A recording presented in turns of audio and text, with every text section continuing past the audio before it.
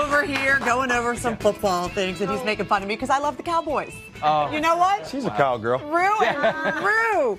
His teammates on the San Diego Chargers call him the Grill Master, and he is here today to show us how to make one of his all-time favorite tailgating delicacies, ribeye steak. They have to be my favorite, too. Please welcome Corey Legit to our kitchen. By the way, question, I never got to tailgate because I was like you played. Yes. Did you get any tailgating time in? No, I never got any. Well, actually, when I went back to school, I got some tailgating in. I actually got to see how the guys...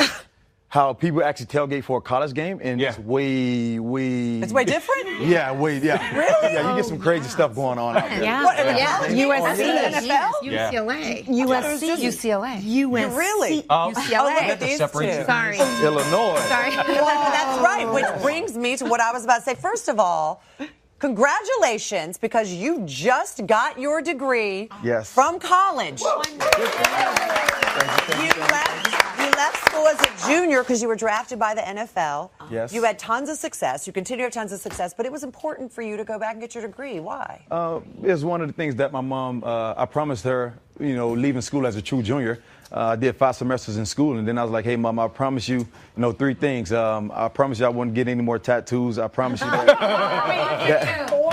I don't have any more, or that I wouldn't get married before my time was. And then also I promised her that I'll go back and get my degree. So I went back for my mom, my kids, and also myself throughout the whole process. And was it worth it? Yes, it's definitely worth it. It's something that I can hold up high, and my kids can always look up to me for. How long did it take you? It took me, I went back every year since I've been in the NFL. So for the last 5 years, I've been going back to school every spring. For you. Good for you. What a role model.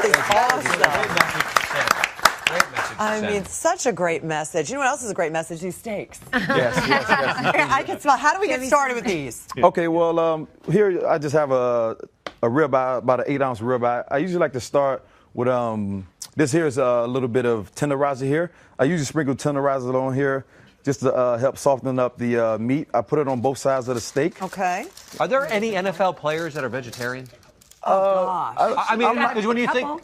I'm not sure. It's hard to do that. It's hard to balance it out like that. I would think. To play football. Yeah, bring them on in. Oh, yeah, there you go right there. So I started off with the tenderizer. I put a little bit of Larry seasoning on here also. Oh, Larry seasoned salt is the best. To give it a little bit of flavor and that, that kick that you need. You take regular salt and pepper, what every household in America should have. Some salt and pepper. You sprinkle it on there also. You're being really, should we put more on there? You're being so delicate. Oh, my God. Well, we're going to do it light today because I'm not at home right now. So, I'm home, but I'm in a home, but not my home. I'm going to put some more on there for you. Okay, there you go. Don't be shy, Corey. Come on now. Spice. Corey, question for you. Gosh, what's your, because the season's long. That's good. How do you keep weight on? Like, what do you start at? Yeah. And then by the time the season's over, do you just struggle to keep weight on? No, actually, I lose weight very good during the season, or I kind of maintain it. But most of the time, if guys lose weight, it's during training camp because you're there all day for 12 hours. Your mind is so focused on football and just studying your playbook to where you sometimes forget to eat. So, but now during the season, I have time to go home and eat and have a big fat steak like this. Kim, has that ever happened? Never happened to me, Corey.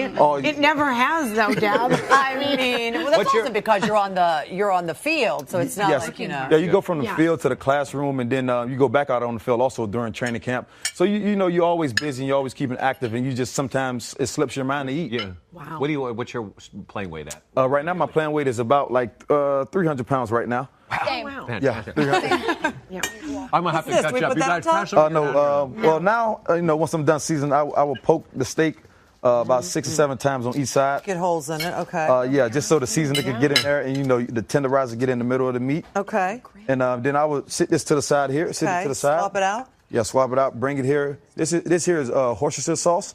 I'll pour it in there. Oh, it's Worcestershire sauce. Worcestershire. There you go. I can't. My southern twang always kick in on me. So nobody can say it.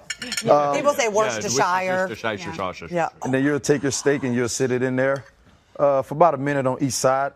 Now, I got to tell you, you're famous for this. Oh, The yeah. guys on your team really legitimately come over to your place to have you make these steaks. Oh, yes, most definitely. They come over when we're watching playoff games, NBA, or if we're watching a Monday night game, they come on over and we just cook out, just have fun. Didn't Antonio say this is the best steak he's ever had? Oh, yeah, Gates says this is one of the best steaks he ever had. The guy, man, home team. There he is right there. That boy can play some ball. Yes, He was can. smiling so Yes, big because he had just eaten the steak. Right? Wow. Yeah, so you let it sit on there for about a minute each side.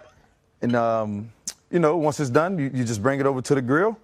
You sit it in the pan. And You can do it inside, outside, either way. You get either way. It doesn't matter. So here's the deal. I was a defensive guy. on there. You're a defensive guy. I've always heard about the quarterbacks that would buy their whole offensive line a big steak dinner every week as a thank you for protecting them. You've heard that story before. Correct. Who buys you guys steaks? The linebackers. They do? Yeah, they buy steaks and also they get us nice iPads too. So they take care of us. Oh my gosh, I love that. Isn't that great? Do you pour any more of this on there? How do you for prepare extra those? zhuzh? If you want to, you can choose to. If you choose to, but most time I don't pour any extra Worcestershire sauce on there. Okay, I'll put over. Corey, you're such a great role model. Thank you. Your son, Corey, was born with a heart condition when he was a baby. Yes. And you have now become part of the American Heart Association because of that, correct? Yes. I have teamed up with American Heart Association in efforts of that. My son right there, he's 4 years old now, but at 6 weeks he had two holes in his heart. The VSD and ASD parts of his heart had holes in him, so the doctor went in there, fixed them up at 6 weeks, and he had a successful surgery. Everything went well, and now he's 4 years old and he's running around the house driving his mom in. So yeah, that was part of my efforts in teaming up with the American Heart Association because it was personal to me. And also for every sack that I get this year, throughout the year, I will be donating a EKG testing for a whole school athletic department because every year somewhere around this country a kid dies from a heart condition that they were not aware of. And also I'm also going to provide CPR training courses for that same school and also deliver an AED machine for that school also. Isn't that fantastic?